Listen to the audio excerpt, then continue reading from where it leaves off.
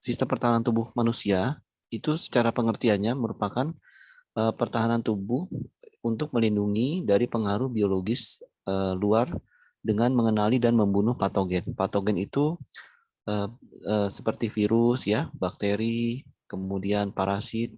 Jadi mikroorganisme atau makhluk yang tidak kasat oleh mata disebut sebagai mikroorganisme yang bisa setiap saat itu menyerang tubuh kita, nempel di badan kita, dan bisa menyebabkan penyakit.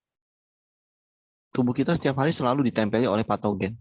Jadi patogen-patogen ini atau mikroorganisme yang bisa menyebabkan penyakit ini menunggu saat yang tepat untuk dia bisa masuk ke dalam tubuh kita dan menginfeksi, menyebabkan penyakit. Respon imun itu sendiri merupakan pengertiannya ya adalah respon tubuh kita secara kolektif atau secara berjamaah, kira-kira begitu, dan terkoordinasi. Jadi merupakan respon yang kompleks ya, dan terkoordinasi dari sistem imun terhadap pengenalan zat asing. Zat asing ini macam-macam, bisa dari bakteri, virus, parasit, maupun zat-zat lainnya.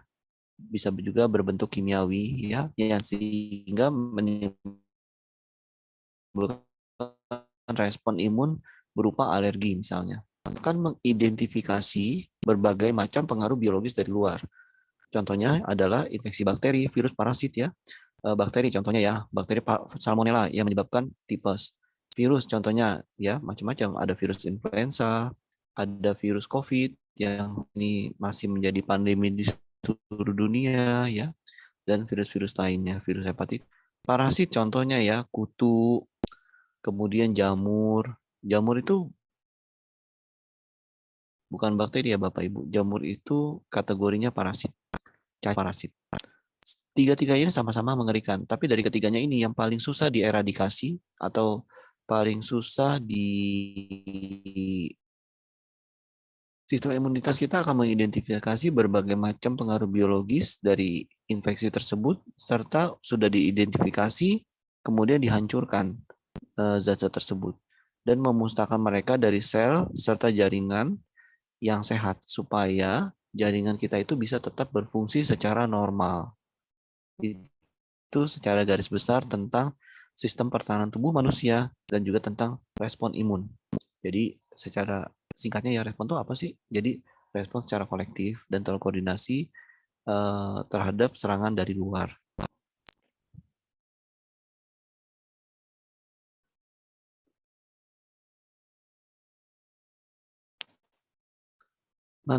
Sistem imun tuh ada yang bawaan, ada yang didapat Bapak Ibu.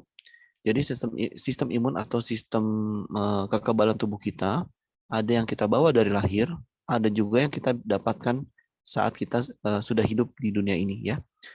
Sistem imun bawaan itu merupakan mekanisme pertahanan dari infeksi yang kita dapat segera dan dipicu beberapa saat setelah terpapar hampir semua jenis patogen.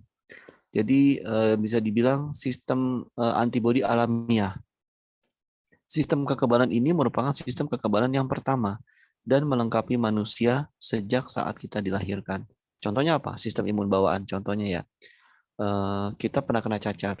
Seseorang yang pernah kena cacar, dia masih mungkin kena cacar lagi, masih mungkin terkena virus cacar namun bentuknya menjadi herpes zoster, tapi yang pasti dia tidak akan mudah terserang cacar. Jadi nggak akan seseorang dalam hidupnya terkena cacar sampai 3 kali atau sampai 5 kali.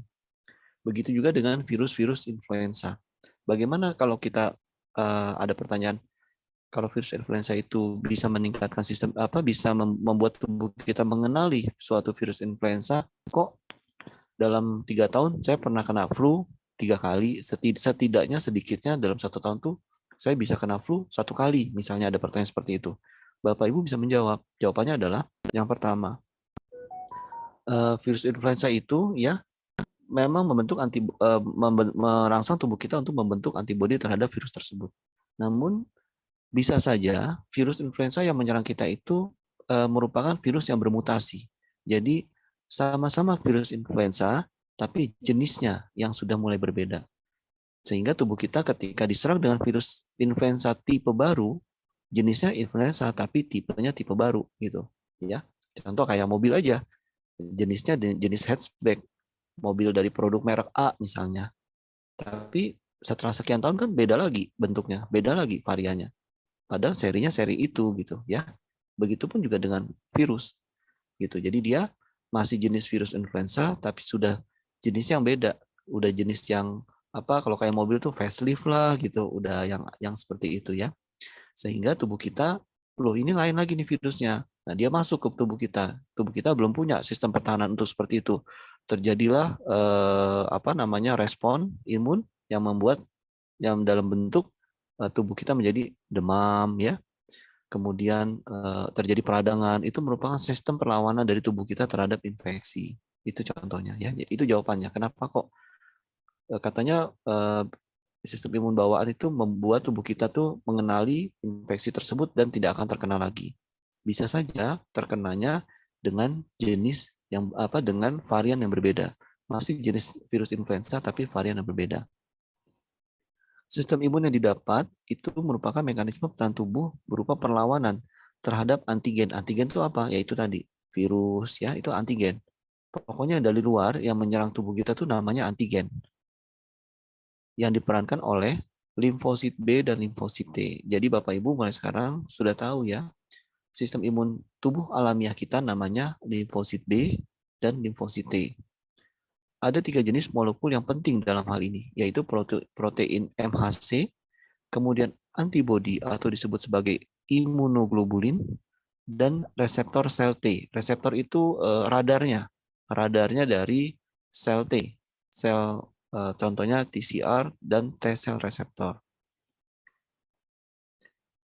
Itu tadi sistem imun yang apa? Yang bawaan ya. Kemudian cara kerja sistem kekebalan bawaan. Jadi cara kerja sistem kekebalan tubuh kita yang kita bawa dari lahir. Gimana sih cara kerjanya? Tadi kan kita bagi 2, yaitu bawaan dan didapat. Sekarang cara kerja sistem kekebalan bawaan. Berbagai mikroorganisme penyebab infeksi melakukan penetrasi. Penetrasi itu masuk ke dalam tubuh kita dengan berbagai mekanisme. Bisa masuk lewat mulut, ya, bisa masuk lewat kulit yang luka, ya. Jadi kulit ini sebenarnya Bapak Ibu ini pelindung badan kita. Tepat di atas di permukaan kulit ini banyak bakteri nempel, jamur ya nempel. Dia nunggu ada kesempatan untuk masuk ke dalam tubuh. Ketika kulit kita tergores, berarti mulai terbuka pintu. Goresannya makin dalam, pintu yang terbuka makin dalam. Goresannya sampai mencapai bagian dalam lagi, atau tersayat ya, masuk dia. Sehingga menimbulkan infeksi. Bentuknya apa? Misalnya ya, bekas tergores, jadi ada nanah ya, kemudian bengkak. Nah, itu bentuk dari infeksi karena antigen, virus, bakteri itu masuk. Serangan patogen ini perlu segera direspon oleh suatu sistem imun dalam hitungan menit sejak terjadinya infeksi. Jadi begitu Bapak Ibu terserang infeksi, tubuh kita tuh langsung memberikan respon dalam hitungan menit. Dia akan mengirim sistem seperti makrofag, neutrofil ya, sel-sel yang bertanggung jawab terhadap imunitas atau penjaganya kita ya, tentara penjaganya itu dikirim. Di situ ada infeksi tuh, ada penyerangan ceritanya gitu. Ayo kirim pasukan imunitas ke sana gitu. Disebabkan sistem kekebalan bawaan juga bisa disebabkan karena tubuh setiap saat selalu terpapar mikroorganisme termasuk yang berasal dari individu yang terjangkit penyakit. Jadi infeksi itu bisa disebabkan karena tubuh kita terpapar mikroorganisme ya, artinya kulit kita tiap hari kan pasti nempel bakteri, pasti nempel virus ya. Karena kita di udara terbuka. Di udara terbuka ini kecuali kalau ruangan steril ya. Kalau di udara terbuka itu banyak virus, bakteri semua, jamur berterbangan. Termasuk yang berasal dari individu yang terjangkit penyakit. Contohnya apa? Gigitan hewan. Ini maksudnya apa dari bahasa ini? Maksudnya gini Bapak Ibu. Ketika kita digigit serangga, gigitan serangga itu ya membuat pintu masuk bagi virus atau bakteri yang terdapat di dalam giginya si serangga itu. Jadi ketika si serangga menggigit kita, aduh sakit gitu misalnya, kita lihat, waduh lubang ya kecil gitu. Nah bakteri atau virus di si serangga itu masuk langsung ke badan tubuh kita, ke dalam tubuh kita, dan tubuh kita akan merespon sebagai bentuk pertahanan. Contohnya apa saja sih sistem imunitas bawaan? Yaitu pembatas epitelia. Ini bahasa kerennya pembatas epitelia. Kalau bahasa gampangnya permukaan luar gitu ya. Contohnya apa? Kulit ya. Kemudian lapisan mukosa. Bapak Ibu tahu nggak lapisan mukosa itu apa? Lapisan mukosa itu contohnya ya Bapak Ibu eh, di dalam rongga mulut kita, pipi kita yang coba kalau Bapak Ibu raba dengan lidah, bagian dalam pipi kita diraba dengan lidah sama-sama ya. Kita raba begini. Nah, ini yang warna merah di dalam pipi ini licin-licin itu namanya permukaan mukosa. Jadi merupakan permukaan epitel yang tidak mengandung keratin. Keratin itu seperti kulit kita Bapak Ibu. Jadi keratin itu lapisan tanduk. Jadi yang membuat lebih keras kan permukaan dalam pipi kita sama pipi bagian luar beda ya. Bagian luar ada kulitnya, yaitu ada keratinnya. Bagian dalam itu lapisan mukosa, nggak ada keratinnya. Itu namanya pembatas epitelia. Jadi ada epitel yang memiliki keratin, ada epitel yang bersifat mukosa dan tidak mengandung keratin. Pembatas epitelia akan mengeluarkan lendir atau disebut mukus yang kaya akan berbagai glikoprotein yang disebut musin. Jadi epitel lapisan mukosa yang di dalam pipi kita ini atau di tenggorokan kita, ketika ada suatu infeksi, dia akan ngeluarin lendir. Bahasa kerennya mukus gitu. Ya, mukus itu mengandung glikoprotein. Glikoproteinnya mukus itu disebut sebagai musin. Jadi mukus atau lendir itu mengandung musin. Fungsi dari musin itu dia akan ada bakteri nih Bapak Ibu. Ada bakteri masuk ke tenggorokan. Tenggorokan kita merespon, ada bakteri. Dia langsung ngeluarin lendir. Lendirnya itu atau mukus mengandung musin. Musinnya ini fungsinya adalah sebagai bakterisidal. Jadi untuk mematikan bakteri. Jadi si bakteri ini datang, tubuh kita mengeluarkan mukus ya atau lendir, nanti si lendir itu akan menyelimuti si bakteri ini, diselimuti. Dan dengan diselimuti begini, nanti lama-lama bakteri tersebut mati oleh kandungan musin itu tadi yang terdapat pada lendir. Kemudian mikroorganisme atau bakteri yang terbalut mukus, ya gambaran tadi ini bakterinya dibungkus sama lendir ya. Kemudian sebelum nempel di epitel, ya dia akan terhanyut dalam aliran mukus, dia akan ngalir, dibuang dalam bentuk apa? Jadi didorong oleh silia kan di dalam tenggorokan kita, di dalam hidung kita ini ada bulu-bulu halus. Tujuannya adalah dia untuk mendorong. Jadi si bakteri yang diselimuti lendir didorong, sana keluar. Contohnya apa Bapak Ibu? Kotoran hidung, apalagi kotoran telinga, ya. Itu merupakan bentuk sistem pertahanan tubuh kita yang itu merupakan contoh kotoran kuman atau bakteri yang dibungkus oleh lendir. Nggak mungkin kan kita selama 1 minggu coba periksa dengan cotton bud dengan korek kuping ya, sentuh bagian dalam dari hidung. Nggak mungkin dalam 1 minggu sama sekali tidak ada kotorannya. Kok begitu berarti tubuh dia bukannya bersih, malah nggak normal berarti ya. Kecuali kalau kita pergi ke pegunungan yang sama sekali bebas dari polusi, yang airnya biru jernih ya, kemudian bersih. Nah itu baru jarang terbentuk kotoran hidung, kotoran telinga. Kenapa? Karena kumannya pun sedikit, sehingga tubuh kita akan sedikit juga menghasilkan lendir untuk menyelimuti kuman tadi. Itu cerita tentang sistem pertahanan yang bawaan dari sisi pembatas epitel. Kemudian sistem pertahanan tubuh alami berikutnya adalah makrofag.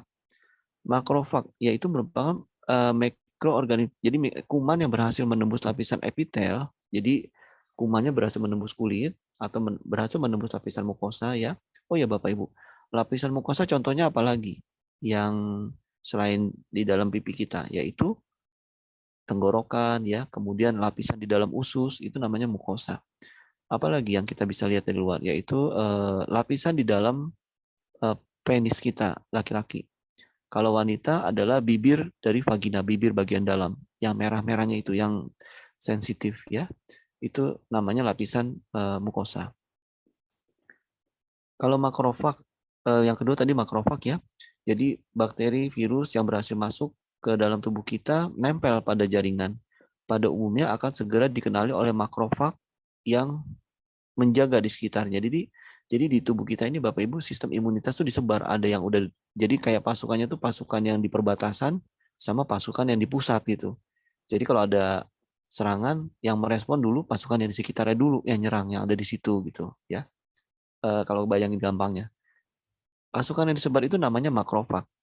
Pada umumnya akan segera dikenal makrofag yang bermukim di sekitarnya, kemudian melalui reseptor pada permukaan makrofag, si kuman tadi, reseptor, jadi makrofag itu punya semacam radar, dia langsung kenal, oh ini bukan bagian dari tubuh kita, bukan dari sistem pertahanan tubuh kita, ini adalah benda asing, makhluk asing, akan direspon oleh radar si makrofag, didatangi, disamperin ya, kemudian dia lihat, oh ini bukan bagian dari tubuh, langsung dimakan.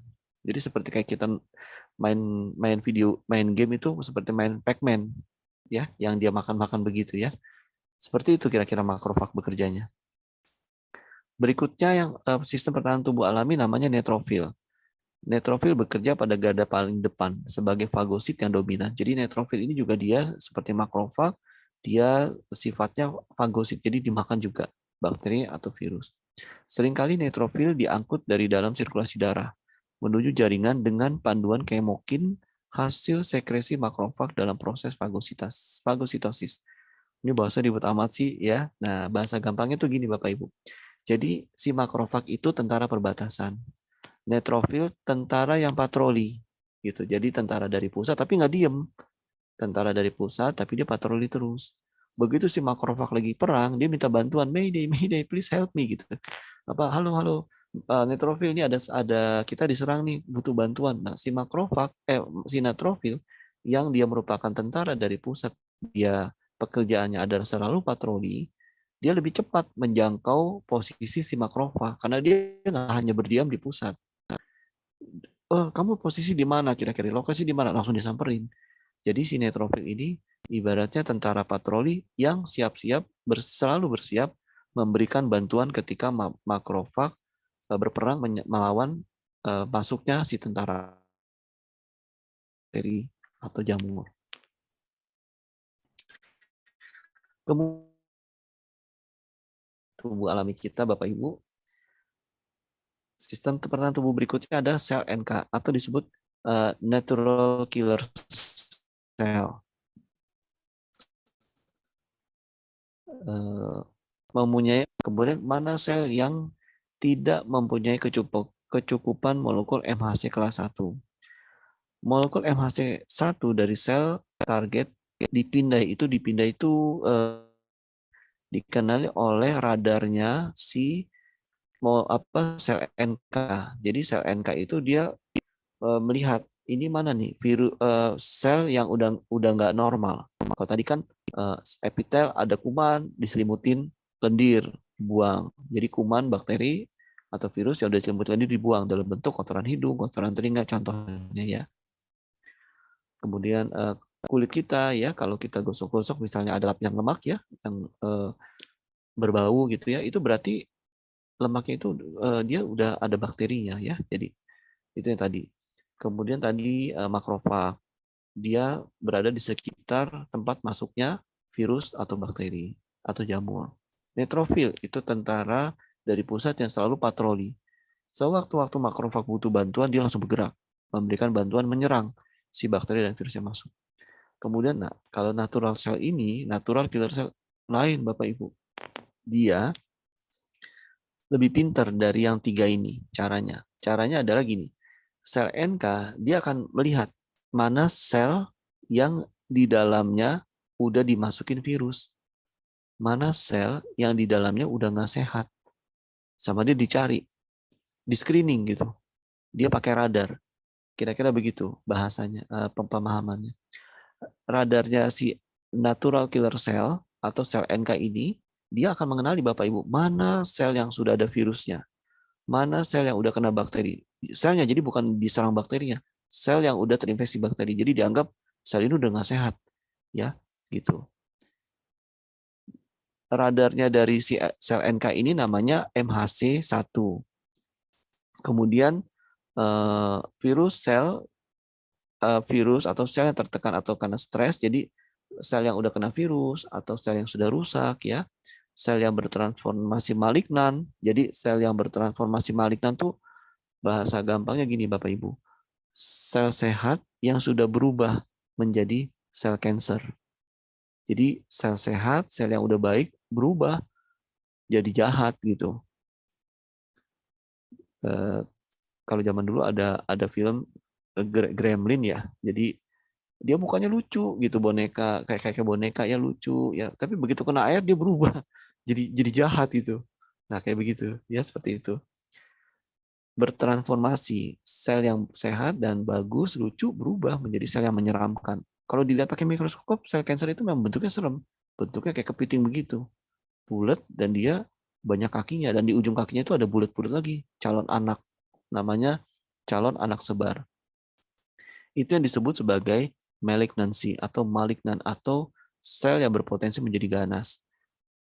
Jadi si sel natural killer cell ini atau sel NK ini dia akan nyari mana nih sel yang udah berubah atau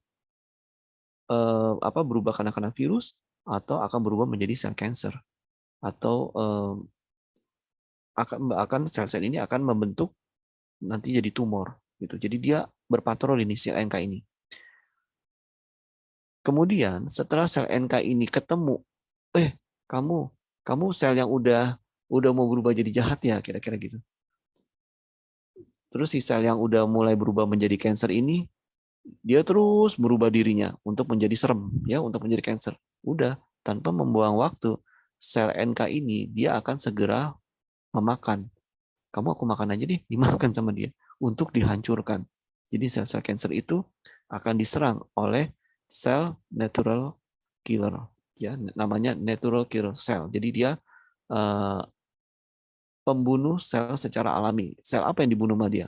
Sel-sel yang sudah tidak baik. Kira-kira begitu. Kemudian sel dendritik. Sel dendritik diidentifikasi keberadaan di dalam interstisium hampir seluruh jaringan tubuh manusia. Jadi sel dendritik ini bagian dari sistem imunitas kita Bapak Ibu, tapi dia tidak ada pada kornea. Kornea itu lapisan bening pada mata. Kemudian sel dendritik ini tidak ada pada sistem saraf pusat kita di dalam otak. Di dalam jaringan sel dendritik itu tadi natural killer cell, kemudian sekarang tentang sel dendritik. Sel dendritik ini bermukim pada keadaan setengah aktif sebagai sel yang memburu antigen. Jadi dia Bapak Ibu bayanginnya seperti tentara yang tidak aktif berdinas. Jadi si sel dendritik ini seperti tentara cadangan. Tapi sewaktu-waktu dia dipanggil dan diperlukan untuk perang, dia siap gitu. Si sel dendritik ini. Jadi bukan pasukan aktif, kalau kalau di tentara mungkin disebutnya bukan pasukan organik gitu ya. Jadi sewaktu-waktu dia dipanggil dia siap. Dia nggak perlu dilatih dulu, dia nggak perlu di apa. Pokoknya ketika dipanggil untuk dia udah tahu harus ngapain gitu. Dia udah tahu harus kemana, dia sudah tahu tugasnya. Nah seperti itu sel dendritik, tentara cadangan tapi yang aktif. Jadi dia akan memburu antigen. Antigen tuh ini Bapak Ibu, virus, parasit, bakteri, itu namanya antigen. Begitu ada masuk si virus, bakteri maupun parasit tadi, cara kerja dendritik pertama, makropinositosis dengan reseptornya. Jadi pakai radarnya si sel dendritik ini dia akan melakukan dimakan ya si virusnya tadi atau bakteri tadi ya. Kemudian untuk antigen yang terobsonisasi dengan antibodi. Jadi yang sudah terbentuk antibodinya dia akan dihancurkan dengan makropinositosis. Jadi dimakan ya. Kemudian endositosis untuk antigen terglikosilasi. Ini bahasa terjemahannya tuh gini. Jadi antigen itu yang lebih besar itu akan dimakan oleh sel yang lebih kecil. Jadi dia akan menyelimuti virus yang lebih besar atau bakteri. Jadi dia akan yang penyerang ini lebih besar, si dendritik lebih kecil, tapi dia akan menyelimuti Bapak Ibu. Kemudian dihancurkan. Itu namanya endositosis dengan reseptor manosa. Kemudian cara kerja sistem kekebalan yang didapat. Tadi yang secara alami. Bagaimana sistem kekebalan yang didapat? Patogen atau penyakit bisa mengecoh atau menekan. Jadi dia bisa Bapak Ibu melakukan manipulasi. Jadi si virus yang pintar, dia masuk ke tubuh kita, dia mengecoh mekanisme sistem imun kita demi mempertahankan infeksi yang telah dijangkitnya. Contoh, ya, contoh itu COVID. Contoh yang paling hangat ya saat ini COVID. Contohnya apa? Kok COVID? Iya, begini Bapak Ibu. Seseorang yang baru terkena COVID, swab PCR itu negatif. Jadi kalau kita di swab PCR, tapi kayaknya badannya anget-anget, kok kayak flu-flu ya di PCR negatif, ya hati-hati, jangan langsung berbahagia. Tetap harus pola hidup sehat, ya makan super habu alfa ataupun beta, kemudian istirahat yang cukup. Kenapa? Bisa aja saat itu terkena COVID. Jadi nanti dia akan positifnya itu di hari ke-7 atau hari ke-8 sejak pertama kali terinfeksi. Bapak Ibu bayangin, kalau orang yang merasa tubuhnya sehat-sehat aja, dia udah ketemu berapa banyak orang, ya, eh, dia minum kemudian gelas minumnya diminum oleh anaknya atau bagi ya minum anaknya dia minum, habis itu bekas dia minum diminum lagi sama anaknya atau diminum oleh pasangannya atau dia berhubungan dengan pasangannya, pasangannya ketemu orang lain, ketemu saudaranya, ketemu ibunya, waduh, dalam 7 hari udah akan banyak orang yang terinfeksi. Nah ini caranya mengecoh. Jadi dia udah menginfeksi, tapi dia tidak memunculkan tanda-tanda infeksi. Sehingga sistem imun kita masih masih bingung, ini virus ini jahat nggak sih ya? Jadi dia pintar menyamar gitu. Jadi nggak segera dikenali oleh sistem imunitas kita. Begitu sudah 7 hari, diamati oleh sistem kekebalan tubuh kita, baru ketahuan, ternyata kamu tuh penyakit ya, kamu tuh mau nyerang ya, kamu mau bikin kerusakan ya, langsung diserang oleh imunitas kita. Akhirnya apa? Baru timbul dari penyerangan itu timbullah baru namanya baru terdapat hasil yang positif, terbentuk reaksi antigen antibodi, maka itu yang terdeteksi oleh alat-alat medis gitu. Itu contoh patogen mengecoh. Respon imun adaptif diperankan oleh sel efektor dan molekul terkait sekitar hari ke-4 atau ke-5 setelah infeksi awal. Nah, ini contohnya yang tadi saya ceritakan ya. Jadi sekitar hari ke-4 atau ke-5 setelah infeksi awal, rata-rata ke-7, 7 ke atas ya. Jadi baru ketahuan, oh ternyata terinfeksi gitu. Setelah kadar antigen menurun ke bawah ambang batas sistem imun adaptif, respon akan berhenti. Namun antibodi dan memori imunologis akan tetap bertahan dan memberikan perlindungan yang panjang untuk infeksi ulang yang dapat terjadi. Jadi setelah kadar antigen menurun, jadi kita antigen tuh masuk ke tubuh kita, kemudian kita respon oleh sistem imunitas. Kemudian kadar antigen dari si virus tadi menurun ya, sampai pada ambang batas tertentu. Kemudian respon dari si antigen itu akan berhenti. Jadi respon akan berhenti maksud gini, pola penyerangan dari si virus atau kuman itu dia akan berhenti karena dia kalah ya. Nah setelah dia kalah, tubuh kita akan menciptakan akan melakukan printing dari jenis infeksi yang masuk tadi. Itu yang disebut sebagai namun antibodi dan memori imunologis. Jadi tubuh kita akan membaca sistem sistem dari struktur genetik si virus atau bakteri itu tadi. Untuk apa? Untuk dicontoh, dibuatkan antibodinya. Nanti ketika suatu saat kita diserang lagi, kita udah kebal, kira-kira begitu. Jadi bahasa lainnya juga contohnya gini, ketika tentara musuhnya udah mati ya, kalah gitu ya. Nah, tentara kita akan berusaha mempelajari senjatanya tentara musuh ini apa aja sih. Kemudian sistem informasi si tentara musuh itu dia pakai apa aja sih. Teknologinya dia pakai apa aja sih. Tanknya, senjatanya dibongkar. Begitu dibongkar semuanya, udah dipelajarin, kita bikin yang mirip. Jadi ketika dia menyerang kita dengan senjata yang sama, kita udah punya senjata yang sama atau bahkan lebih canggih. Itu maksud dari bahasa ini. Jadi ketika dia nyerang lagi, kita udah punya sistem pertahanan sehingga efek kerusakan atau efek kemenangan dari si virus yang masuk tadi nggak akan tercapai karena kita dengan cepat bisa mengalahkan dia. Kenapa? Karena kita sudah mencontoh, sudah memprinting antigen dia, sudah mencontoh senjata dari si tentara yang tadi sudah kita kalahkan. Ketika bantuannya datang, kita sudah memiliki senjata yang sama atau senjata lebih canggih, sehingga senjata itu bisa kita pergunakan untuk menyerang balik. Dan dengan cepat, dia tidak akan menyebabkan infeksi, tidak akan menyebabkan reaksi yang merugikan. Gitu. Kira-kira seperti itu. Contohnya apa? Sistem kekebalan yang didapat Bapak Ibu. Contohnya ya. Contohnya yaitu vaksin. Kita dimasukin virus yang lemah, jadi virusnya udah lemah.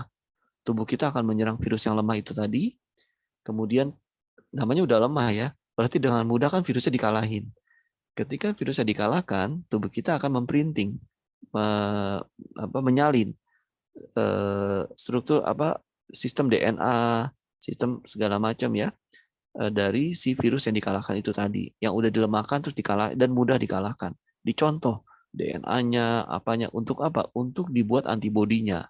Seperti kita yang selama ini pernah divaksin anti COVID, Bapak Ibu. Kan kalau habis divaksin anti COVID, ada reaksi kan? Demam-demam, reaksinya mirip-mirip orang COVID, tapi tidak separah yang orang kena COVID betulan. Gitu. Kenapa? Karena virusnya sudah dilemahkan. Cuman untuk mancing tubuh kita untuk menghasilkan antibodi. Kemudian, itu tadi ya sistem sekilas tentang sistem imunitas. Sekarang kita ada yang bawaan, ada yang didapat. Sekarang kita berpikir lagi, baik kalau begitu bagaimana cara meningkatkan daya tahan tubuh? Pertama adalah tidur dan istirahat yang cukup. Rata-rata berapa lama?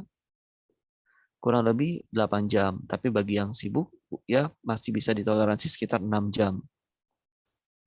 Yang kedua, perbaikan nutrisi.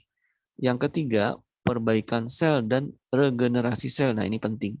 Jadi, perbaikan nutrisi beda, Bapak Ibu, dengan perbaikan sel dan regenerasi sel. Kalau perbaikan nutrisi adalah untuk menjaga keseimbangan sistem yang berjalan di dalam tubuh kita. Jadi kalau kayak Bapak Ibu bayangin ya, seperti kendaraan. Kalau kendaraan perbaikan nutrisi itu ya, kendaraannya contohnya diberikan bahan bakar yang bagus ya, diberikan pelumas yang baik, yang berkualitas baik. Kemudian ini masih mobil konvensional ya, bukan mobil listrik ya. Kemudian diberikan coolant yang baik untuk radiatornya supaya tidak mudah mengalami overheat atau mengalami panas. Itu contohnya, itu contoh ya. Itu contoh perbaikan nutrisi. Kenapa saya menggunakan bahasa itu? Supaya Bapak Ibu lebih mudah membayangkan. Itu contoh perbaikan nutrisi. Kan kendaraan juga pakai nutrisi ya. Bensin kok nggak dikasih makan, dia nggak bisa jalan. Mobil kok nggak dikasih bensin, maksudnya maaf, dia nggak bisa jalan. Kita isi air gitu, bukan makanan dia nggak akan bisa jalan. Begitupun kita harus selalu setiap hari harus diberikan nutrisi yang perbaikan nutrisi. Kadang ada teman-teman kok bercanda, kalau pas habis gajian, wah perbaikan nutrisi gitu ya. Itu bercanda ya. Tapi yang paling baik adalah sebetulnya perbaikan nutrisi nggak harus mahal. Ya, dengan makanan yang bersih, sehat, itu bisa setiap hari. Contoh perbaikan sel dan regenerasi sel tadi, perbaikan nutrisi, mobilnya dikasih bensin yang bagus, oli yang baik, ya, kemudian coolant atau cairan untuk penahan panas pada radiator dengan kualitas yang terbaik, maka mobilnya pun akan baik, akan tidak sering rewel, tidak sering mogok ya, dan akan selalu dalam kondisi prima kendaraannya. Itu contoh perbaikan nutrisi pada mobil misalnya. Nah, kalau pada manusia, perbaikan nutrisi makanan, vitamin ya seperti itu. Perbaikan sel dan regenerasi sel itu contohnya gini Bapak Ibu. Contoh ya, ketika mobilnya Bapak Ibu, kendaraannya Bapak Ibu perlu mengganti komponen atau spare part, diganti dengan spare part yang baik, diganti dengan komponen yang asli, yang original, sehingga mobil tersebut akan awet, tidak akan rewel-rewel, sama kayak badan kita. Kalau kita rajin melakukan perbaikan sel tubuh kita rajin melakukan regenerasi sel pada tubuh kita pun nggak akan rewel, nggak akan dikit-dikit mogok, dikit-dikit sakit, dikit-dikit puyeng ya, kemudian mikirnya lemot-lemot, maksudnya berpikir lambat ya. Tidak, ya itulah yang disebut sebagai rejuvenation. Jadi banyak orang-orang yang dia usianya sudah banyak, tapi daya ingatnya, kemudian semuanya itu kok kelihatan bisa 5 tahun atau 10 tahun lebih muda dari usia dia yang sebenarnya. Kenapa? Karena tubuh dia selalu melakukan perbaikan sel dan regenerasi sel sehingga dia awet. Jadi seperti kayak Bapak Ibu kalau lihat mobil yang udah lama, udah umur 30 tahun, tapi kok nggak pernah mogok. Tapi kok dibawa kemana-mana AC tetap dingin. Diajak macet-macet, nggak mogok-mogok. Ketika Bapak Ibu coba make, nyaman-nyaman aja semuanya kok berfungsi baik. Kayak itu tadi, karena diberikan regenerasi sel atau diberikan spare part yang original, ya, kemudian diberikan nutrisi yang baik, yaitu bensin, oli, ya, yang baik. Seperti itu contohnya. Bagaimana kalau kita terapi dengan herbal? Contohnya, bisa nggak sistem imunitas kita bisa kita terapi dengan herbal nggak? Jawabannya bisa. Bagaimana caranya? Sekarang kita lihat. Saat ini kita kupas Bapak Ibu dengan Supabu Alpha. Supabu Alpha ini berisi albumin, kurkuma, ekstra kurkuma. Albumin kandungannya 300 mg, jangan lupa ya, kurkuma 100 mg, dan moringa atau ekstrak daun kelor 100 mg. Kenapa kok Supabu Alpha isinya nggak albumin aja? Kenapa kok Supabu Alpha? Akan timbul pertanyaan dari orang lain ya, misalnya, kok isinya tidak kurkuma aja? Oh ada kurkumanya. Wah, saya mah punya kurkuma, banyak nih tablet kurkuma gitu ya. Apalagi, oh isinya moringa, ada di rumah saya ada pohon daun kelor gitu. Saya pasang di depan rumah banyak biar nggak ada hantunya misalnya gitu. Kadang-kadang ada teman-teman yang bercanda begitu, tapi benar-benar ditanam sama dia. Mungkin bercanda atau serius saya nggak tahu ya, tapi begitu ya, ditanam daun kelor katanya. Apa bedanya? Bedanya adalah gini. Kalau polyherbal sama monoherbal, menggunakan polyherbal itu akan memberikan hasil yang lebih baik, hasil yang lebih cepat, dengan dosis yang nggak perlu tinggi-tinggi. Contoh ya, orang yang habis operasi, untuk perbaikan jaringannya, dia harus makan albumin dalam jumlah besar. Tapi dengan polyherbal, albumin akan meregenerasi sel. Kurkumin akan meredakan inflamasi, peradangan pada efek reaksi dari operasi tadi. Contoh peradangan pada hasil operasi adalah bekas operasi bengkak. Ya, contoh gampang nih Bapak Ibu. Orang-orang yang habis operasi wajah untuk mempercantik diri, pasti kan dia bengkak-bengkak dulu mukanya. Coba nanti begitu 1 bulan atau 1,5 bulan, waduh mukanya udah bisa jadi cantik sekali misalnya seperti boneka. Tapi sebelum seperti boneka itu dia bengkak-bengkak dulu. Nah itu namanya reaksi inflamasi dari operasi.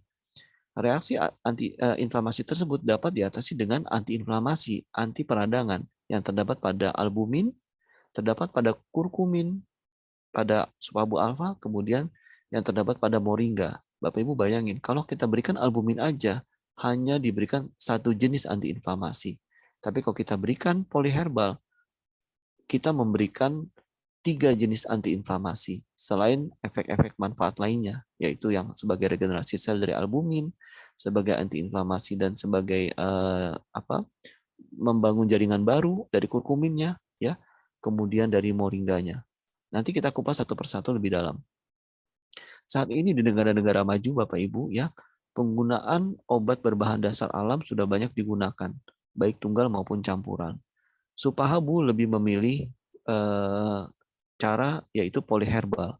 Kenapa? Karena polyherbal lebih dari satu macam herbal merupakan gabungan beberapa zat aktif dari bahan alam dalam satu sediaan. Jadi dalam satu kapsul itu ada albumin, ada kurkumin, dan moringa. Dikarenakan konstituen atau isi dari struktur kandungan kimia, fitokimia itu artinya kandungan kimia berasal dari tumbuhan. Fitokimia aktif dari masing-masing tanaman tidak cukup kuat untuk mencapai efek terapeutik yang diinginkan.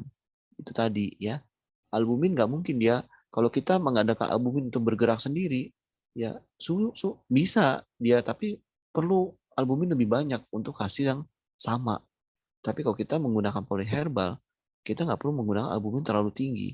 Kenapa? Karena di sisi lain itu akan ditutup, akan dilengkapi oleh kurkumin dan moringganya. Maka dengan polyherbal menggabungkan beberapa zat aktif dari bahan alam dengan rasio tertentu. Rasio tertentu itu dengan takaran, dengan dosis tertentu. Akan memberikan efek terapi yang lebih baik dan mengurangi toksisitas. Loh, kok bisa toksis? Kenapa? Ya toksis lah.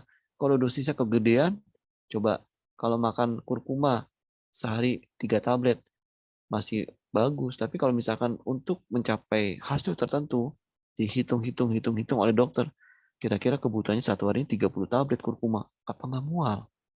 Apa nggak akan ada efek samping lainnya? Kira-kira seperti itu. Sekarang kita lihat bagaimana tentang albumin. Ya, albumin dalam bahasa Latin disebut sebagai albus white, ya, untuk merujuk sejenis protein yang larut dalam air dan larut garam dan mengalami koagulasi penggumpalan saat terpapar oleh panas. Fungsi albumin mempertahankan tekanan onkotik plasma. Peranan albumin dalam mempertahankan tekanan onkotik plasma mencapai 80%. Contohnya apa sih? Bapak Ibu bisa menggunakan albumin yang terdapat dalam supabu alfa ini untuk mempertahankan tekanan onkotik plasma. Contohnya apa? Contohnya pada kasus demam berdarah. Orang yang mengalami demam berdarah itu cairannya bocor keluar. Dari pembuluh darah, airnya keluar, plasmanya. Jadi pembuluh darah selangnya itu ada retak-retak, ya. Kenapa bisa retak? Itu akibat peranan dari TNF alpha. Apa tuh TNF alpha? Itu merupakan hasil dari reaksi inflamasi. Jadi TNF alpha itu merupakan hasil reaksi antigen antibodi, ya. Timbullah TNF alpha. TNF alpha itu menghasilkan inflamasi, menghasilkan peradangan. Ketika terjadi peradangan, pembuluh darah kita rongganya kebuka, retak, selang pembuluh darah retak.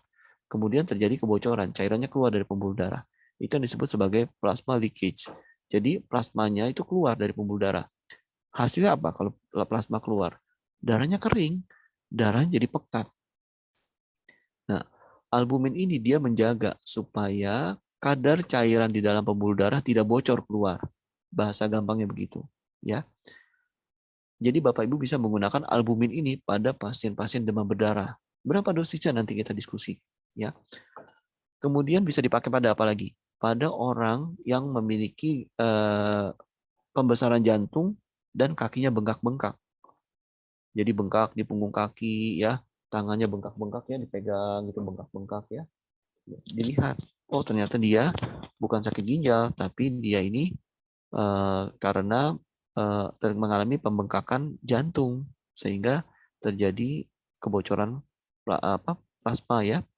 Itu bisa dikurangi bengkaknya Bapak Ibu dengan albumin. Fungsi berikutnya adalah pengangkut dan pengikat. Jadi kalau kita minum obat, jadi teman-teman Bapak Ibu atau kenalannya Bapak Ibu yang sakit dirawat di rumah sakit, gimana biar bisa cepat sembuh? Kan udah minum obat, betul. Kasih albumin supaya albumin itu membantu mengangkut obat yang dibawa masuk ke dalam sel. Jadi obat itu perlu ada yang bawa. Contoh nih Bapak Ibu, kita dari rumah menuju ke suatu tempat. Cara pertama kita jalan kaki. Sampai nggak? Sampai. Cara kedua ada yang bawa, yaitu becak atau motor atau mobil. Sampai nggak? Sampai juga, tapi lebih cepat kan? Nah, albumin itu kendaraannya yang membawa si obat yang kita makan untuk mencapai target sel yang perlu diobati. Hasilnya apa? Tadi contoh kita menuju suatu tempat cepat sampai. Nah, kalau kita minum obat dengan ditambah albumin, hasilnya adalah cepat sembuh. Kenapa? Karena si zat berkhasiat di dalam obat itu cepat dianterin oleh albumin untuk masuk ke dalam sel. Obat jangan lama-lama. Ayo cepat sini aku anterin, kata si albumin begitu. Kira-kira. Yang berikutnya sebagai anti peradangan. Orang dirawat di rumah sakit tentu nggak enak, ya. Ataupun kita sakit berada di rumah. Tenggorokan kering, batuk-batuk, itu peradangan paling nggak enak. Albumin ini dia sebagai antiinflamasi. Dia akan meredakan peradangan.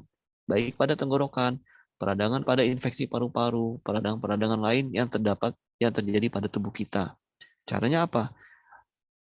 dalam berperan sebagai antiinflamasi, sebagai anti peradangan, albumin ini akan mempertahankan integritas mikrovaskuler.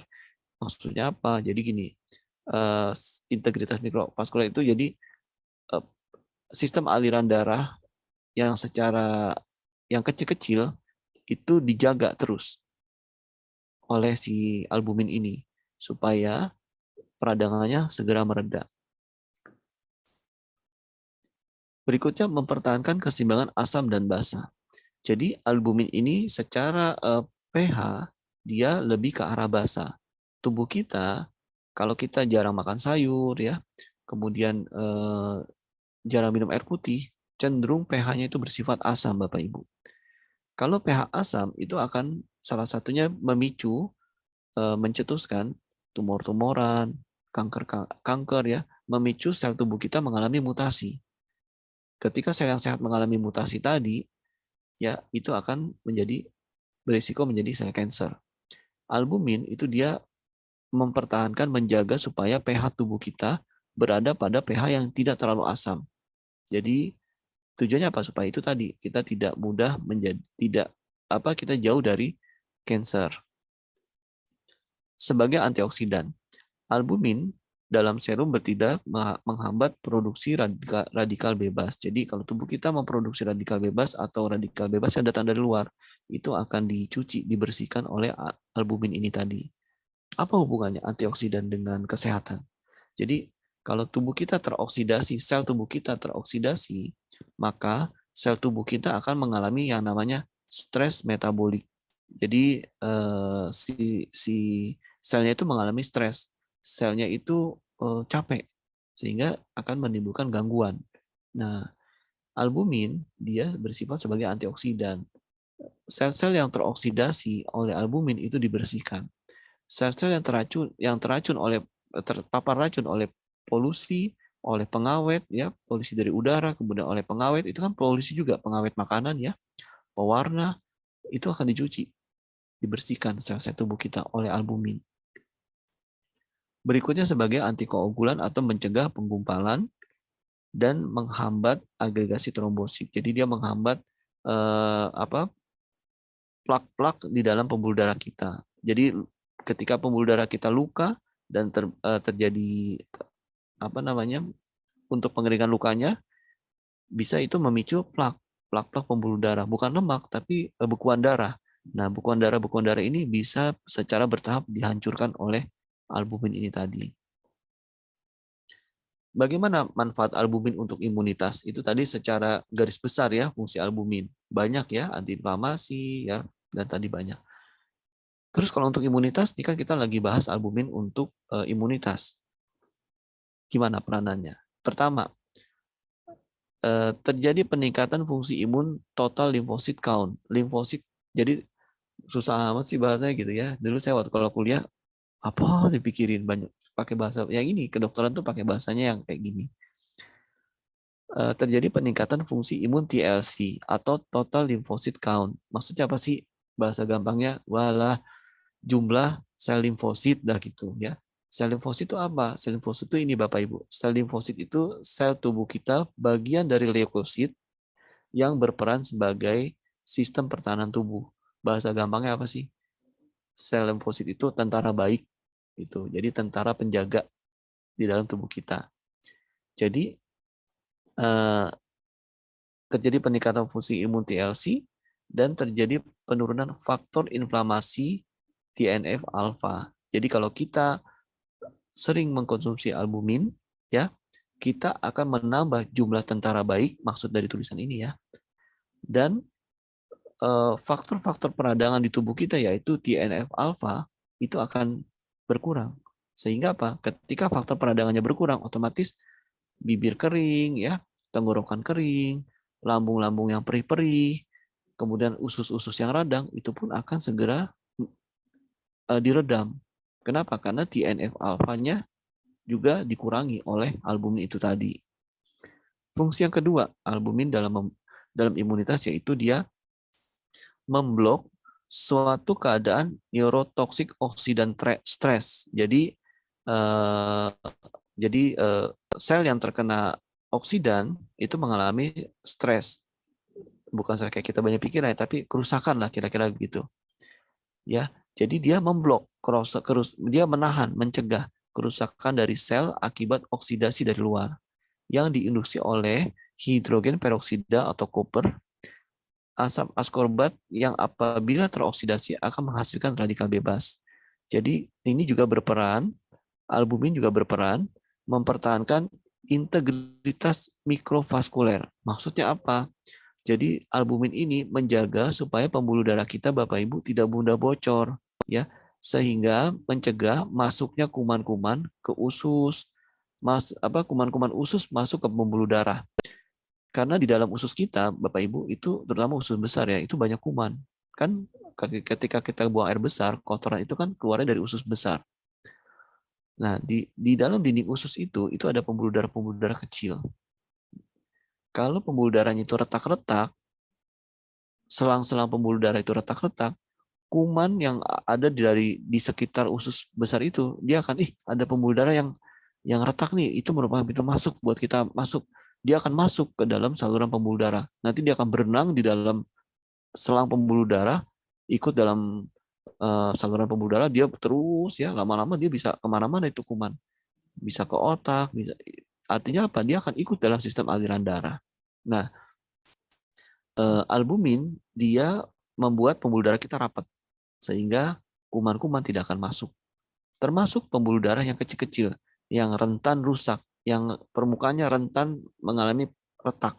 Itu juga akan dibuat rapat, akan dibuat elastis oleh albumin sehingga kuman nggak bisa masuk. Berikutnya sebagai antioksidan.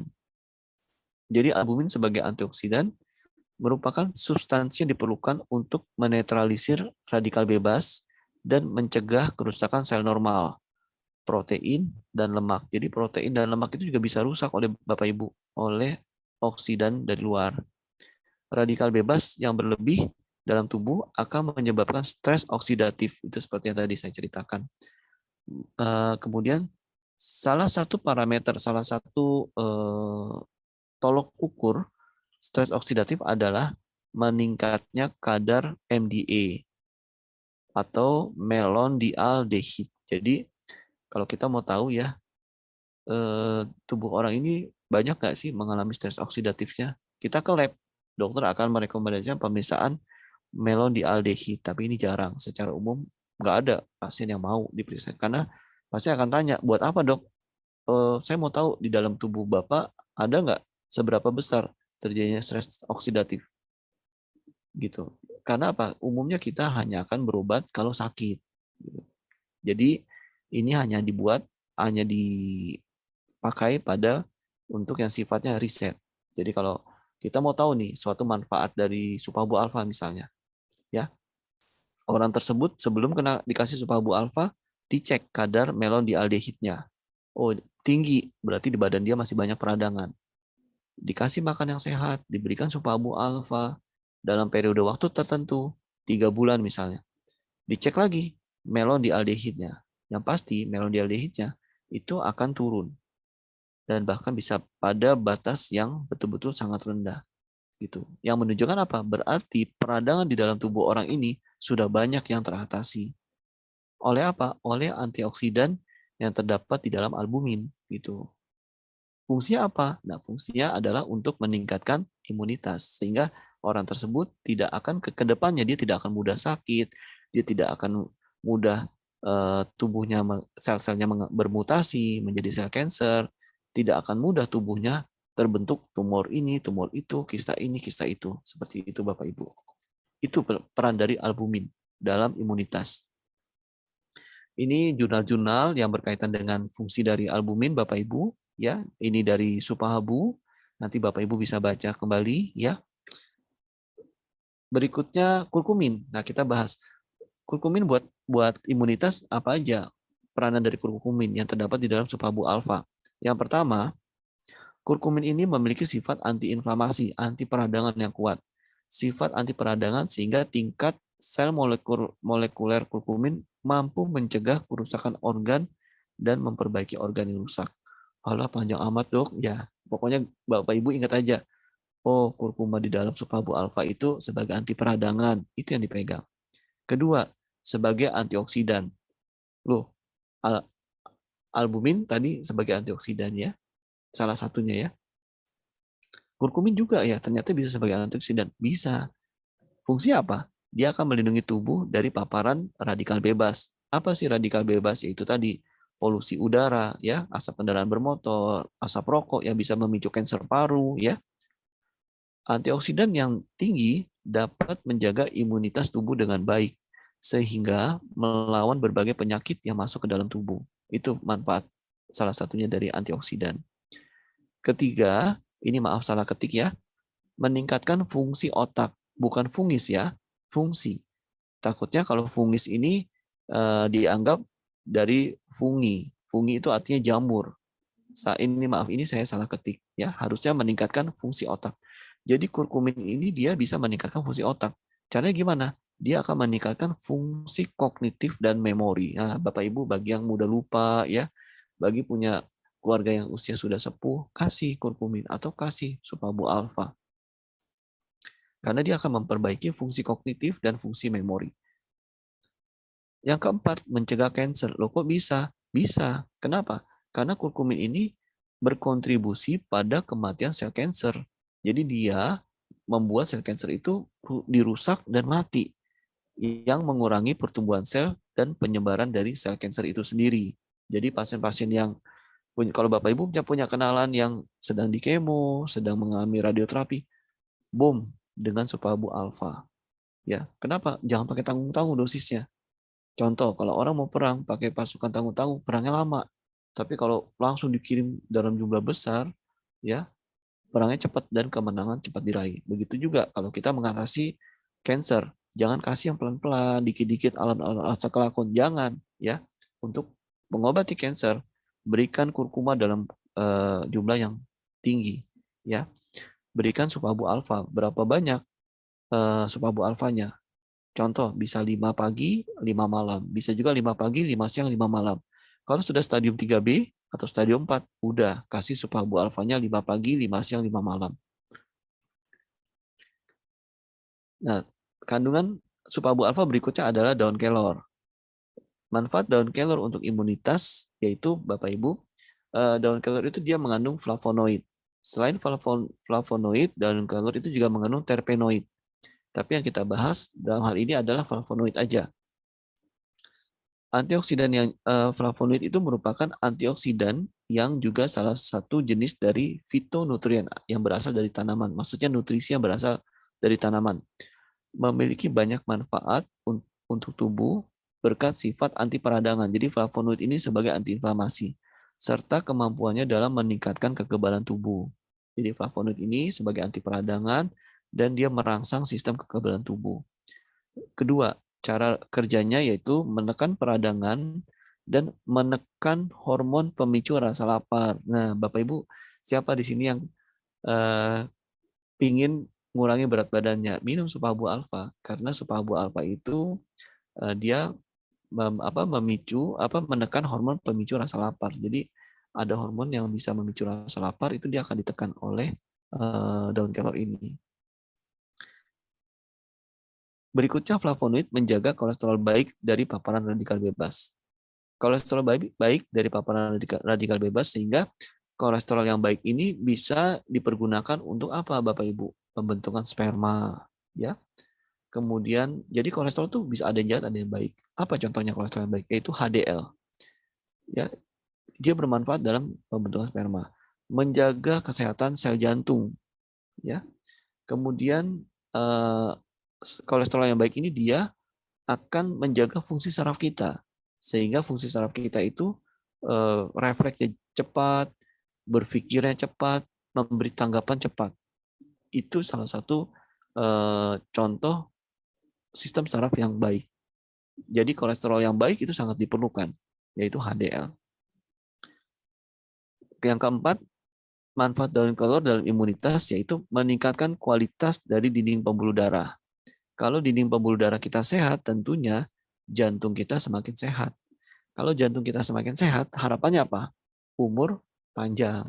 Ya, ini berbagai macam tentang manfaat dari moringa, nanti bisa dibaca-baca ya Bapak Ibu ya.